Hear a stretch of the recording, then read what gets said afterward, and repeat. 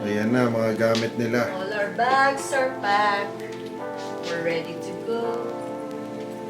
Are you? Are you ready to go?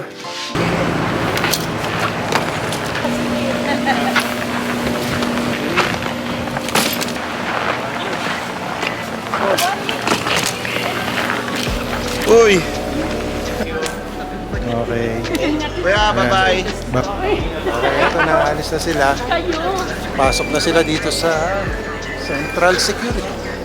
Sige, bye-bye. Ingat.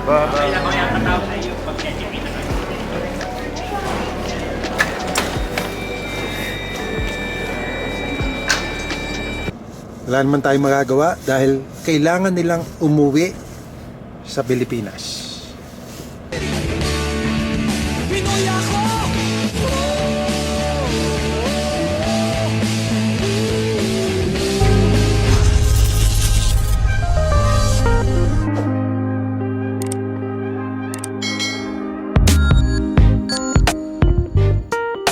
Susunduin ko na yung mga pinsan ko at yung aking tiyahin. This is their last day here at flight na nila mamayang gabi.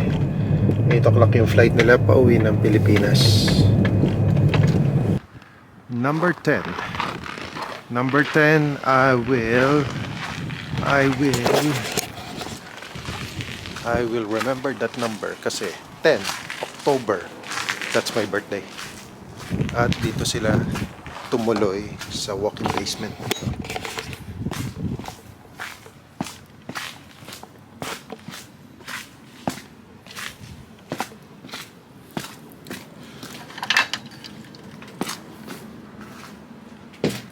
Ready na kaya sila?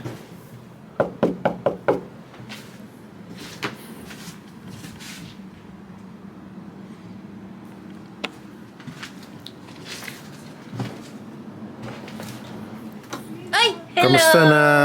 Hello, ready na kayo? Yes! Ayan, ready na sila. Akala ko yung Gamit may-ari nila. ulit ng Airbnb. Bakit kinakatok ba kayo pag ganitong Ay, umaga? napaayos po kami ng outlet. Di gumagana kanina. Oh, okay. Nakagulo na ang mga gamit. Ayan na, mga gamit nila. All our bags are packed. We're ready to go. Are you? Are you ready to go? Bitin. Bitin ang 2 weeks. Ito yung mga kwarto nila, oh. Ayan. Maganda yung kanilang accommodation dito. Yes. Ayan, oh. Panalo, except for the Washing machine. washing machine na laging sira.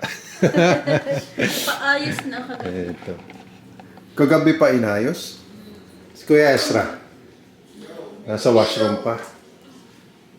Ito yung laundry. Ayan. Okay.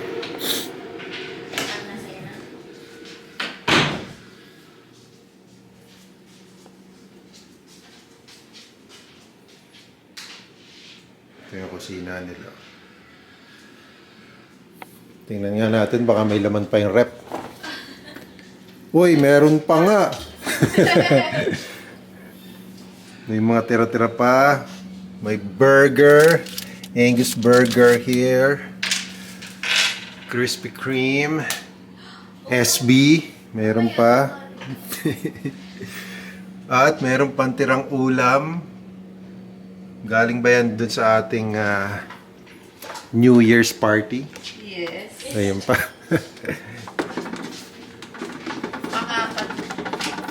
Pangapat. Pangapat na init na. And the kalakal. Ayun, yung mga kalakal pala. Nasaan? Eto. Here. Ayan, dadali natin to. Sayang to. Ito lang ba? Hindi na ito recyclable? Hindi. Okay. Oo, tapan na yan. So, ayan. Eto, naipon nilang bote for the past 2 weeks. Ganda dito. Very spacious. Kita mo yung overlooking. Yes. Ayan. Okay. Yan kasi lake yan. Kaso lang, frozen ngayon.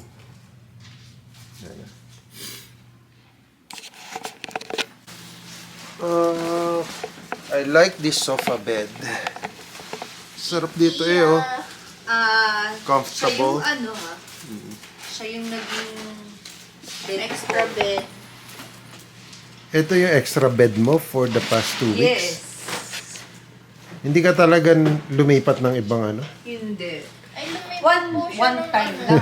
nagkasakit. Dito lang talaga.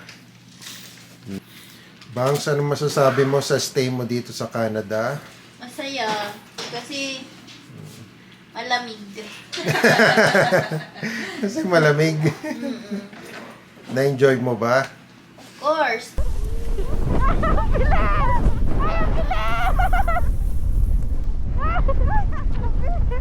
Meron pa kaming ganito. Oh. Ang cute. Uy. Binili namin sa Banff.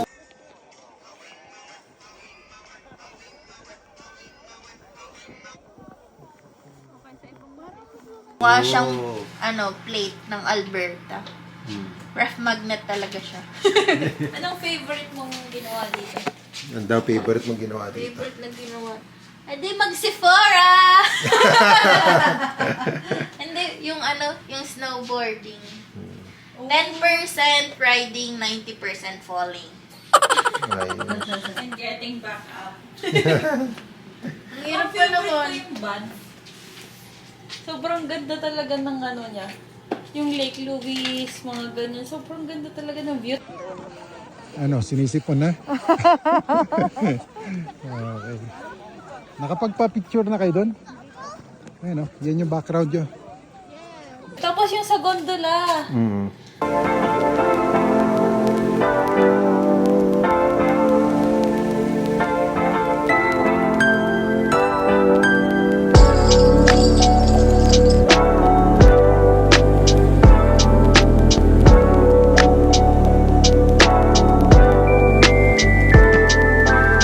Ang ganda, grabe. Takot siya.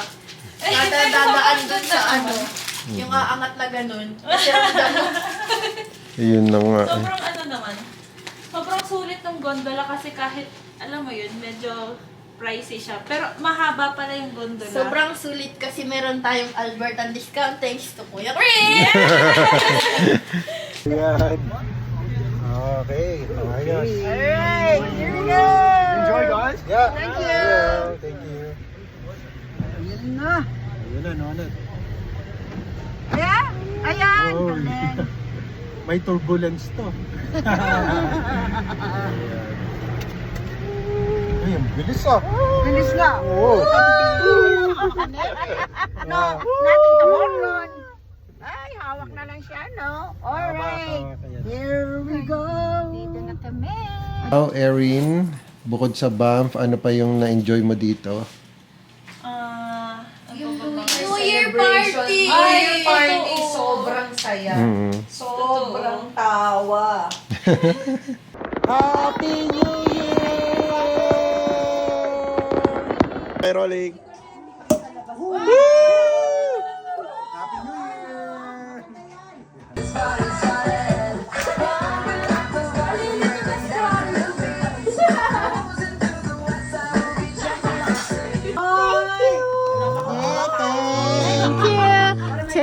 All I want for Christmas is you by Mariah Carey!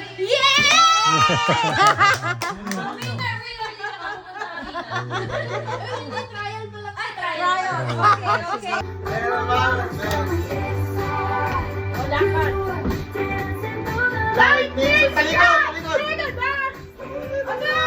Siyempre, yung talaga sa family. Oo, Yun yung naman talaga yung bonding ipinantay. talaga. Oo, yun Yun yung naman talaga yung purpose talaga. Yes. Kasi after 10 years, Nga. More than 10. parang after 10 years, saka lang ulit nagkakita talaga. Totoo. Kaya sobrang sulit. Yun talaga yung pinunta. Tapos, sa lahat ng pupuntahan, kailangan magkakasama. Oo. talaga. Hindi Pamilya ka lang yes daw. Sabi Kalamias. sa party. Bakit kalamias? Kasi laging Laging magkakabungkos. magkakabungkos. Sama-sama. Kahit saan magpunta. Yes. Okay, nandito kami sa downtown Banff at maglalakad lang kami. Ang ganda ng temperature ngayon dito eh. It's -7. So it's a milder temperature. Hindi mo kailangan ng gloves kasi hindi siya ganun kalamig eh. Ano man sabi mo naman nung nag-travel tayo pa uwi, tapos tayo ay inabot ng blowing snow. Grabe gising lahat ng tao nun. Walang nakatulog. Mas okay pala gabi kesa sa umaga. Kasi yung ano niya, yung fright kasi, hindi mo talaga makikita.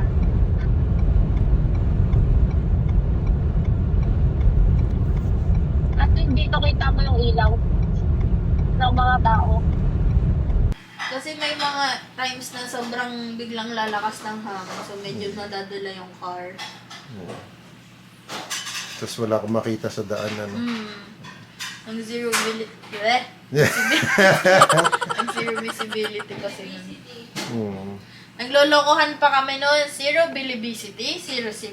Tapos natunay na nga nangyari.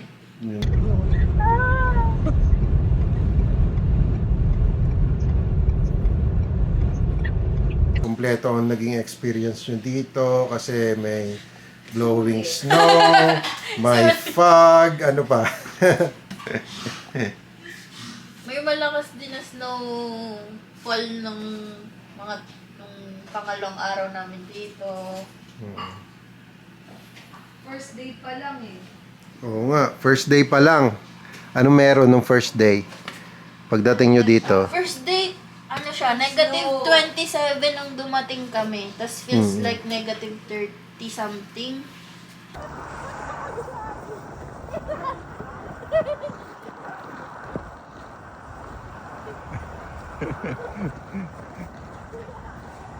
Sobrang nagulat ang kalamnan namin.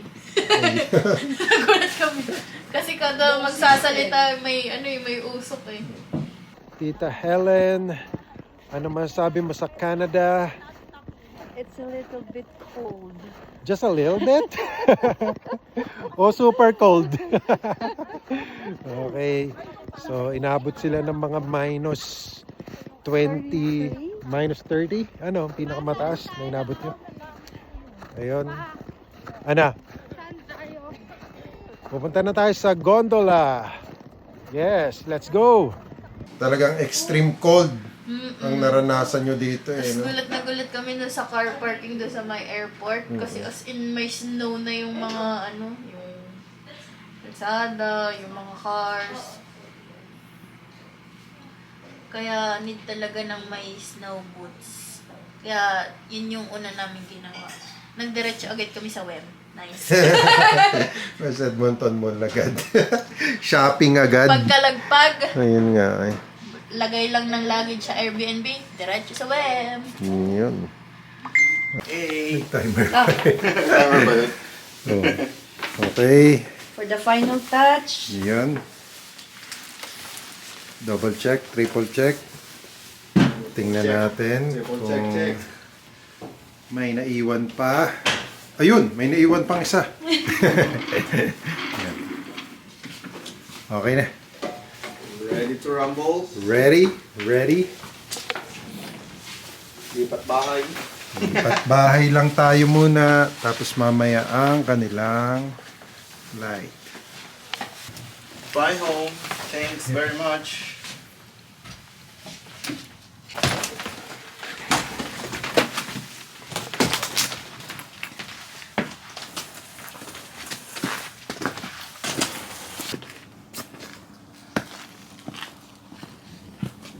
Okay guys, papunta na tayo ng airport. Noon dumating si Tita Helen dito, nag-i-snow yata. Ngayon, paalis na sila, nag-i-snow pa rin. At talaga namang hindi sila pinahinga ng temperature dito. Talagang it's extreme cold na pumunta sila dito.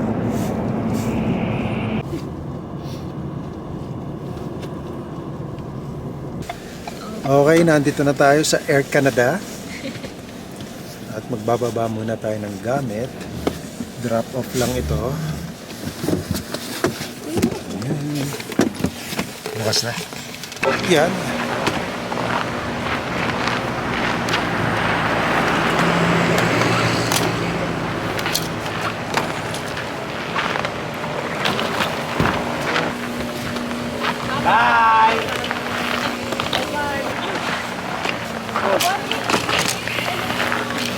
Uy!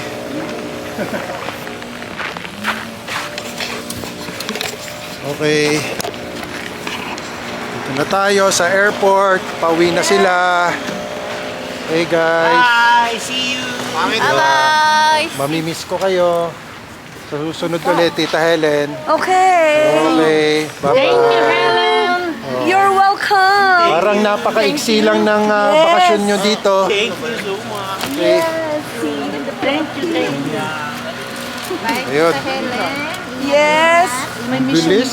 Ang bilis naman, kulang pa. Kulang pa. Ayan. Say goodbye. Okay. Bye-bye na. Bye-bye. Ayun.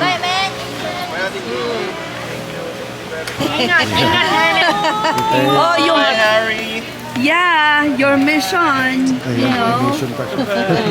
Ingat, Helen. Okay, bye! Okay. Paano? Dito na lang tayo? Hindi na kayo papasok sa loob? Ha? Oo, pasok kayo sa loob. Ngayon magpapark ako, hindi ko alam kung aabutan ko pa kayo.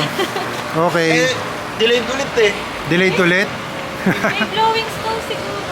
Yun nga, kasi dahil sa blowing snow. 7:30 pa ata yung ano namin. Yung 7:30 pa yung gate. Check-in. check-in. Okay, sige. Magpapark muna ako. Oh, sama na kayo dyan. Ayun. Ay. Ay.